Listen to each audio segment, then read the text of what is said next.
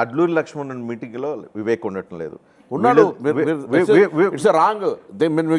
మీరున్న మీటింగ్ లో శ్రీధర్ బాబు ఉండడు. శ్రీధర్ బాబు మీకు పడదు. ఇదంతా సీక్రెట్ కదా. నేను శ్రీధర్ బాబు అడ్లూరి లక్ష్మణ్ ఎంకరేజ్ చేసి మీ మీద అటాక్ చేయించారని చెప్పి ఇదంతా కోల్డ్ వార్. ఎవరు అట్లా ఏం లేదు. దాని తర్వాత కూడా శ్రీధర్ బాబు గారు నేను కలిపి ఏ మీటింగ్లో 10 మీటింగ్లో పాల్గొన్నాం. దానికి ఏమైనా ఎవరు అభిప్రాయాలు డిఫరెంట్. ఓపెన్ గా చెప్పండి, నిజం చెప్పండి. నిజమే.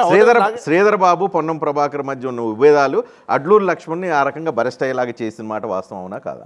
ప్రజలు అనుకుంటే నేనేం చేస్తా, ఆయన చిట్ చాట్లు చెప్పాడు కాబట్టి అట్లా జరిగిందని అనుకుంటాం. దానికి మనం ఏం చేస్తాము? కొండా సురేఖ ఇంకా ఆమెకు అనుకున్నాయని జరగటం లేదని చెప్పి ఆమె కూతురు బయటకు వచ్చి బహిరంగ ప్రభుత్వాన్ని మీరు అన్నది బయట మనం చూసినాం కదా, నేను కూడా చూసినా.